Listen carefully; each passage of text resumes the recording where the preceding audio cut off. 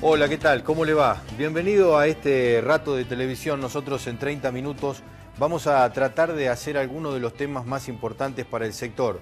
Política, economía y tratar de ordenar toda esta información, toda la información que vamos teniendo, que es innumerable a lo largo de la semana. La coyuntura actual de la Argentina está, digamos, evidenciada a partir de las situaciones básicamente económicas, pero según los trazos y según el manejo de la administración, todo se pinta de política, y es por eso que para poder aprender o entender cómo van a ser las decisiones y poder prever un futuro, nada mejor que poder conversar con alguien que analice la política. ¿Cómo le va, Rosendo? ¿Qué tal? Muchas gracias por invitarme. Bueno, no, muchas gracias a usted por venir. Cuénteme un poco cómo se ve la política actual, porque a partir de esa circunstancia es que vamos a poder, por lo menos, tener una idea de qué es lo que va a pasar en la economía. Bueno, mire, yo creo que acá hay una consigna al gobierno. El gobierno ha planteado a partir del día 30 de julio la idea patria o buitres. Y a esta consigna ordena la política exterior, la política interna y la política económica. Es decir, en estas tres áreas, básicamente lo que estamos teniendo es el desarrollo de una política en este sentido. Tomo la política exterior, el tema Obama tiene la culpa. Obama tiene. Tomo la política interna, los buitres internos.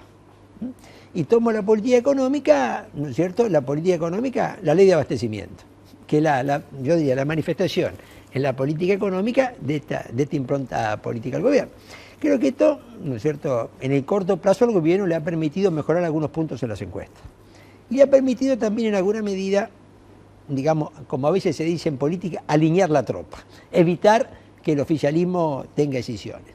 Pero me da la impresión que, ¿no es cierto?, esto trae como consecuencia un fuerte agravamiento de los problemas de la economía, la inflación se acentúa, la recesión se acentúa, los problemas sociales se acentúan. Fíjese que, yo diría, el 30 de julio se instala la consigna.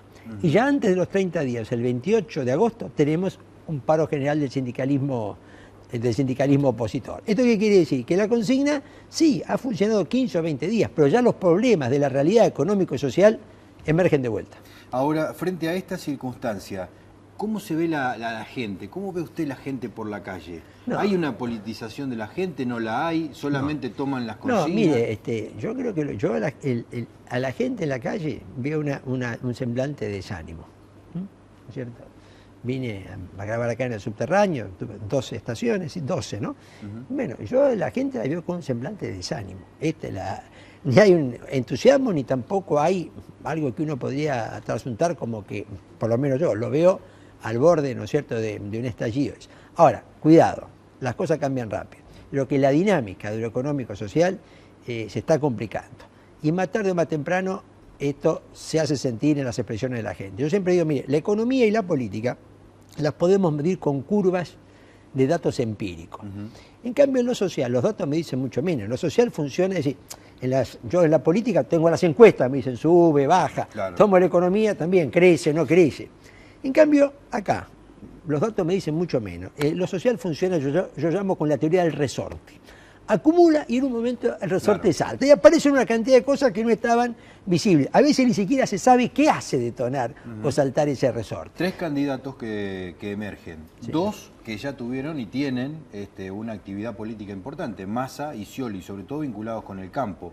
Ambos con roles importantes en la 125 que marcó de alguna manera la relación entre la política y el sector agropecuario. El otro, Macri, que también tuvo su posición.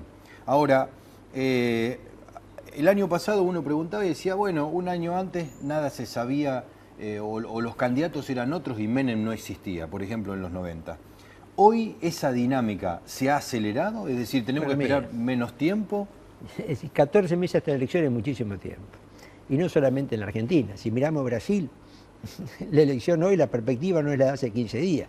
Uruguay no es la de hace 30 días. Es decir, es mucho tiempo. De cualquier manera, hay algo que es bastante claro. Es decir, si uno amplío los 5 principales candidatos opositores, Massa, Macri, Scioli, Cobos y Wiener, los 5 respecto al campo tienen una opinión, una posición, ¿no es cierto?, me parece bastante común y diferente a la que tiene el gobierno actualmente.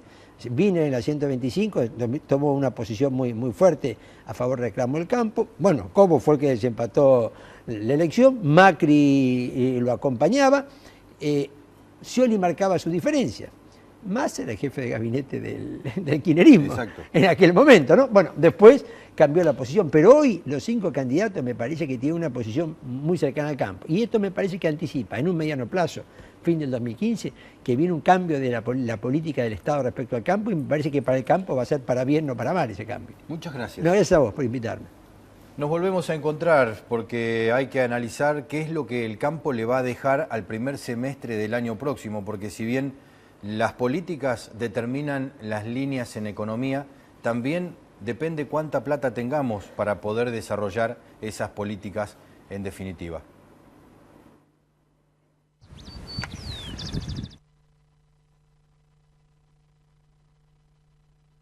Si decilo hablamos, decilo. Agrimplex, el nombre de la bolsa. Decilo. Agrimplex, la mejor opción del mercado. Auspicia este programa el Mercado a Término de Buenos Aires. Desde 1907, operando a futuro los principales productos del país.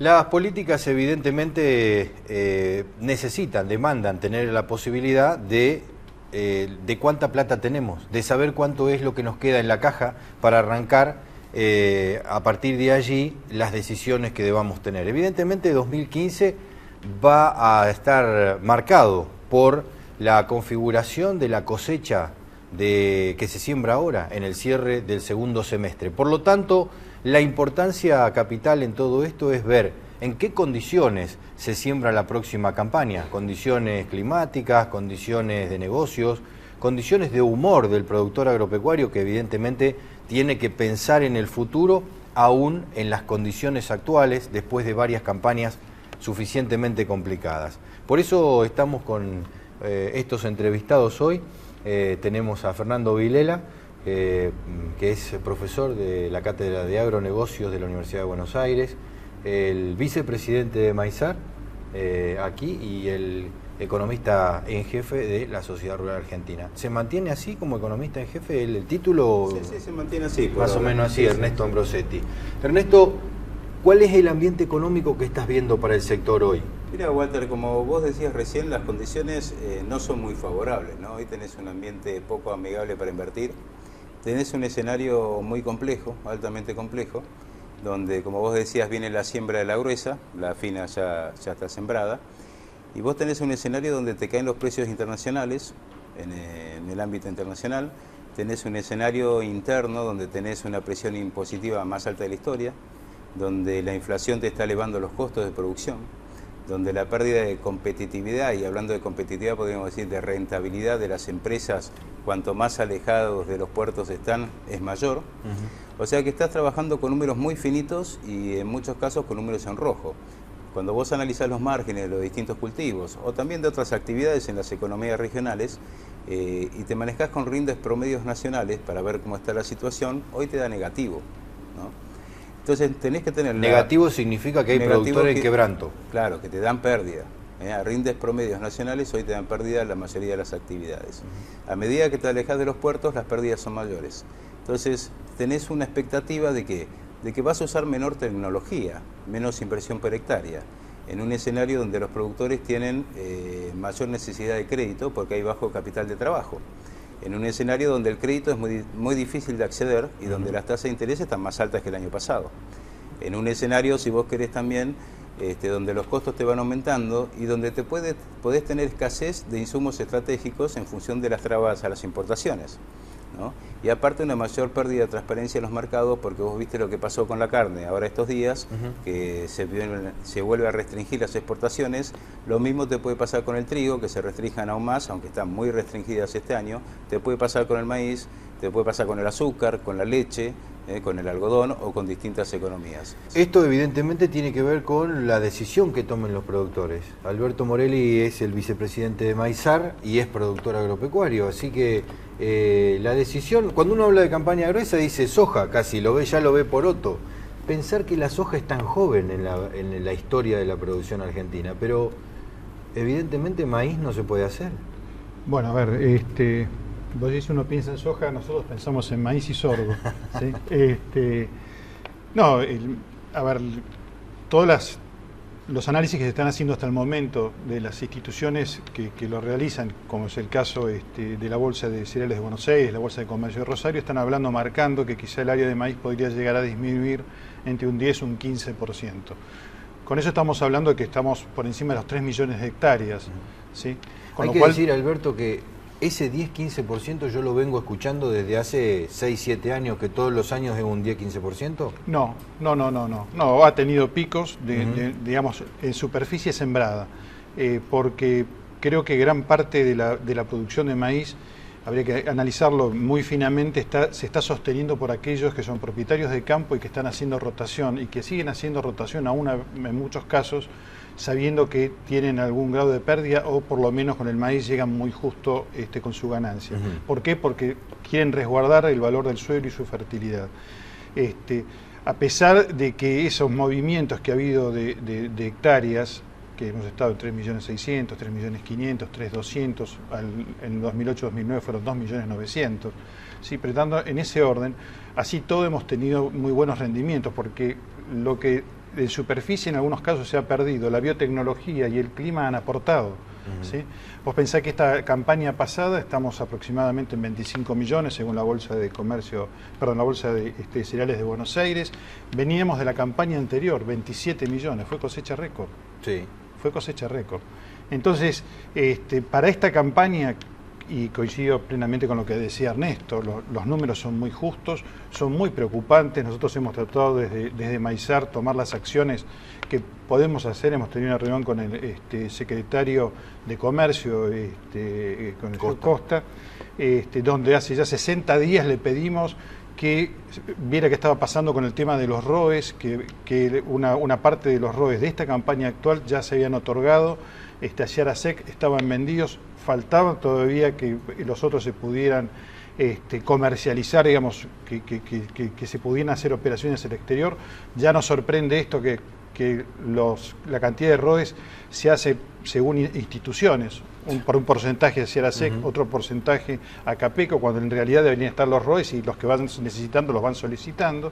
Y por supuesto que le pedimos la apertura lo antes posible de los ROEs para la campaña que viene, para que también el productor pueda visualizar qué futuro tiene con respecto a los precios y que se pueda formar el mercado. Lamentablemente no hemos tenido ninguna respuesta.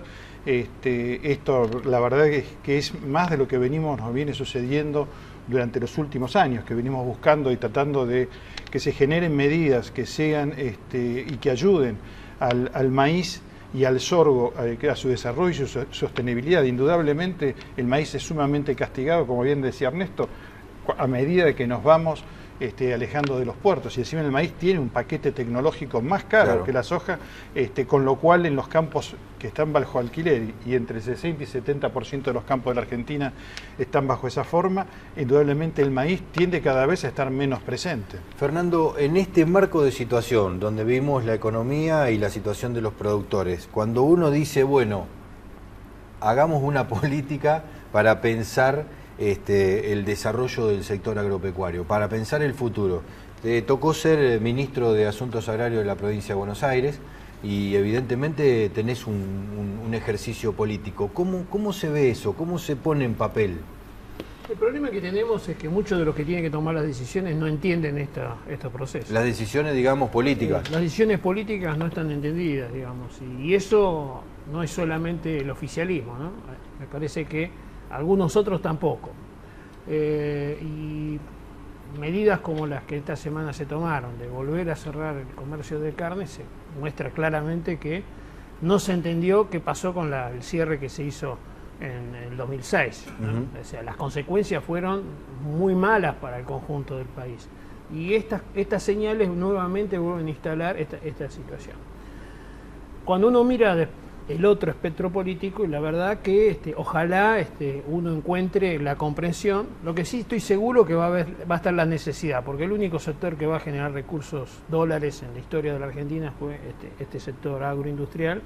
Es el que menos necesita importar para exportar. O sea, en el contexto de la soja, un negocio de 25.000 millones de dólares, necesitas importar menos del 10% de eso para exportar. Para producirlo. Multiplicás por 10 el valor de los insumos, o sea, es el que agrega más valor junto con el maíz, dentro del esquema de la economía de la Argentina. Y además te genera 7.000 millones de excedentes de derechos de exportación, que son las retenciones, ¿cierto? Ahora, este entendimiento de que el mundo está reclamando cosas y que Argentina no lo está haciendo, me parece que creo que no está tan claramente instalado, ¿no? Y además un tema de los precios, ¿no? Sí. Nosotros decimos la soja está $100 menos que el año pasado, pero el Departamento de Agricultura de Estados Unidos en el 2006 en sus proyecciones decía que la soja ahora iba a estar a $2.60. Entonces, si bien está 100 menos que el año pasado, está muy por encima de lo que se preveía hasta 5 o 6 años, con lo cual muestra que la potencia del consumo sigue estando, a pesar del récord de la cosecha americana. Ernesto, te pregunto para una respuesta corta. Sí. ¿Ves a los candidatos de la nueva política generar cambios económicos vinculados con el sector, o es solamente una cuestión de que me parece que sí? Mira, yo creo que va a ser una necesidad, de hecho, cambios en la política, porque el país necesita generar recursos, divisas y recuperar, si querés, la imagen como abastecedor confiable de alimentos y energía renovable. Sin esa recuperación, el país no es sostenible y ninguna economía en crecimiento puede ser sostenible de esa forma. Alberto, los productores, ¿piensan en solo soportar y vemos qué pasa, o están confiados en que va a haber un cambio? Bueno, es que lo último que se debe perder es la ilusión y la esperanza, ¿no? Sí. Todos creemos, y no solamente los productores, sino creo que también los sectores industriales, de transformación, de comercio, esperamos que realmente los políticos que les toque seguir con los destinos del país se den cuenta de las políticas erradas que ha habido ahora. Creo que lamentablemente se han experimentado muchas y los resultados son malísimos. No solo en el caso de lo que puede pasar en el maíz, sus transformaciones, sino lo que pasó con el trigo, con la carne, con la lechería, con el girasol. Creo que todos tenemos la ilusión de que una vez por todas el sector agroindustrial argentino sea comprendido y que sea esa máquina de vapor que pueda tirar de todo un tren que es la nación. Fernando, ¿se ve que los que están alrededor de los nuevos candidatos, hablamos de los tres principales, Macri, Massa, Scioli, puedan empujar esas políticas que necesita el campo? Desde los discursos aparece instalado este tema, y hay varios que han manifestado sus opiniones alineadas con lo que recién se decía. Bueno, la esperanza es que, como yo dije antes, yo no estoy convencido de que comprendan precisamente, pero como por necesidad y por, como mencionaba antes, como recurso casi único de Argentina para salir, entiendo que van a haber cambios importantes y que van a tener efectos. Muchísimas gracias a los tres por compartir este rato y esta mesa. Lo que se ve es mucho de esperanza, digamos. En lo taxativo y en lo real todavía no tenemos nada. Todos estamos esperando. Yo soy pampeano, he visto muchas veces a los productores sembrar aún cuando no llovía el trigo, porque tenían la esperanza de que antes de fin de año iban a tener una buena cosecha. Esperanza siempre hay. El productor, a pesar de que se lo tilda de ser un tipo negativo, yo creo que es el que más esperanza tiene de todos, porque siembra y pone la plata y la entierra ahí, a ver qué pasa con el cielo, con la tierra, con los compradores, con los mercados, con las políticas. Por lo tanto, por ahora lo único que tenemos son esperanzas. Esperemos que esas esperanzas puedan trocarse en realidad a partir de lo que andemos en el próximo trayecto. Ya volvemos.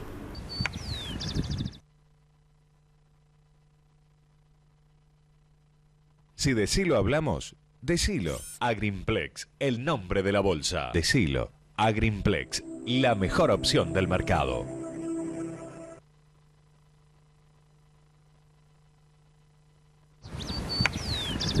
Uno de los temas que hemos tratado de poner en evidencia permanentemente en este campo activo es tratar de pensar, porque alguna vez hablando con mi papá, que es profesor de la escuela secundaria, me decía, mirá, el problema ahora no es como se planteaba antes, que vos tenías en un chico la hoja en blanco y entonces tenías que llenarla, digamos, el vaso vacío y tenías que llenarlo.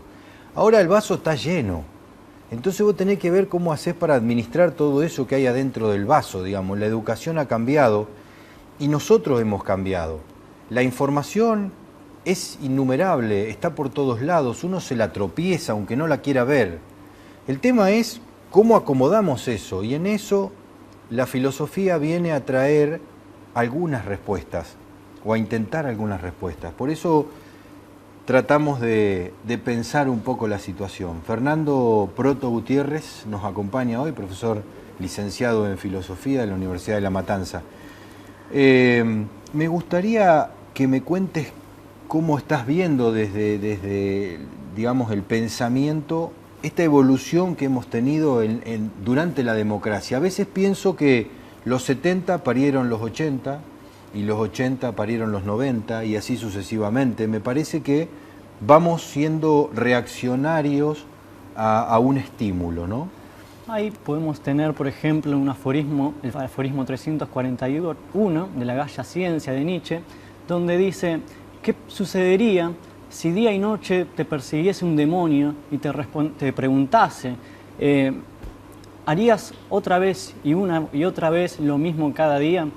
Y Argentina es eso, justamente, la repetición constante de un modelo.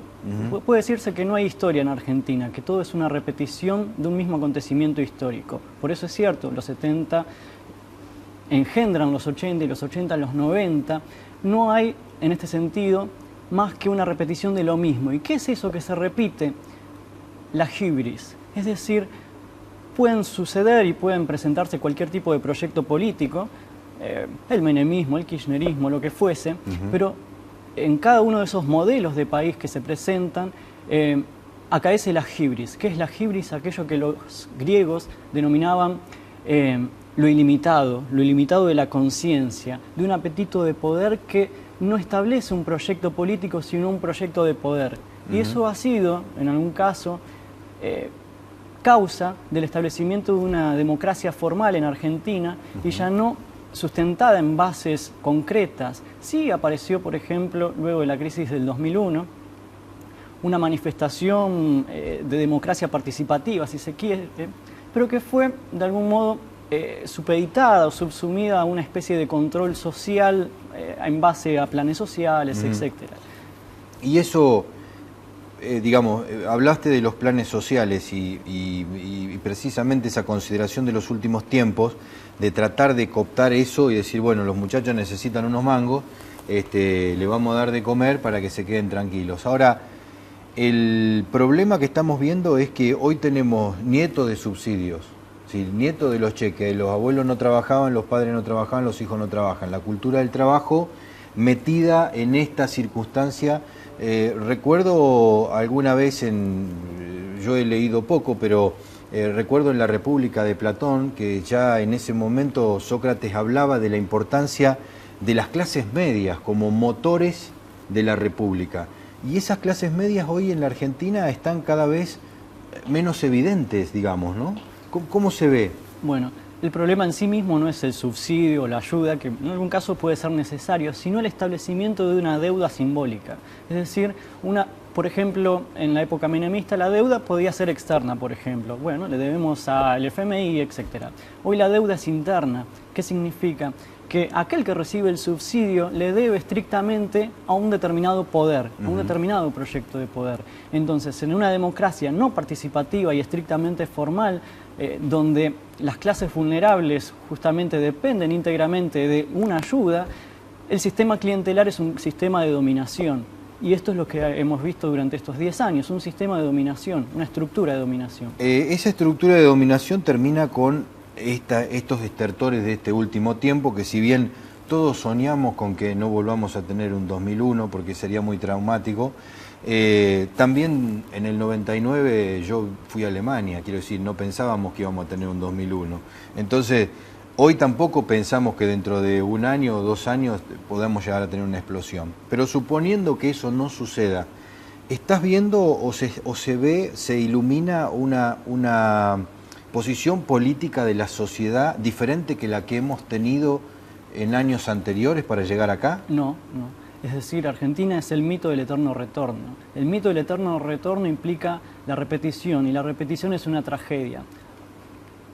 La tragedia se circunscribe a un círculo. Argentina repite. Para salir del círculo y implicar una espiral, es decir, debe haber un proyecto político que permita establecer la justicia. Es decir, sin justicia en Argentina, sin la repetición de la impunidad en estos últimos 30 años, no es posible pensar un proyecto alternativo político. ¿Y eso viene solamente a partir de la educación? ¿Viene solamente a partir del conocimiento, del ordenar todo este cúmulo de información que tenemos? El kirchnerismo ha aumentado, digamos, el PBI en educación, y sin embargo eso no ha contribuido en absolutamente nada.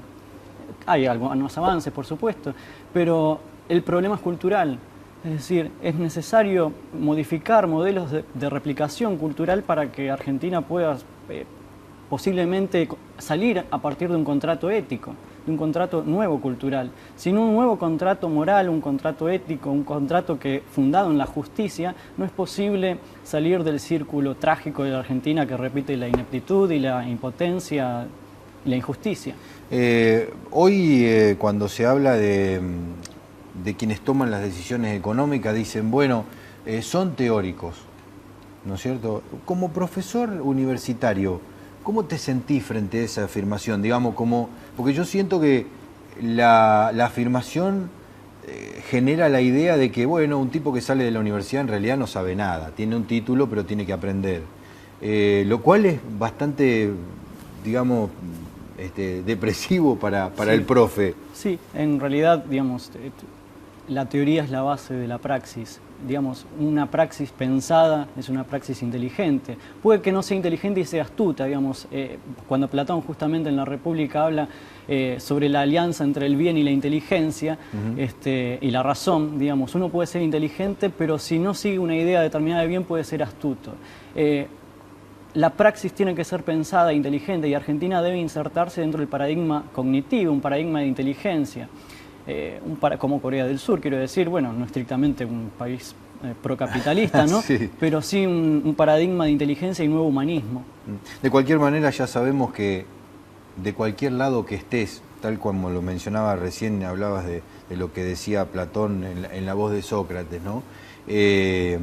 Uno puede ser inteligente, pero termina en astuto y no en el bien común, es decir, termina en el bolsillo propio y no en el de todos. Así que bueno, a partir de ahí, ¿cómo ves este futuro próximo, digamos? ¿Qué desarrollo le ves? Es necesario, como en Sudáfrica, una reconciliación nacional. Y la reconciliación nacional necesitará justamente de justicia y perdón. Muchas gracias. Bueno, tratamos de pensar la situación de la realidad. Esperemos que a partir de acá tengamos algunas otras herramientas para determinarla. Hasta la próxima semana. Muchas gracias.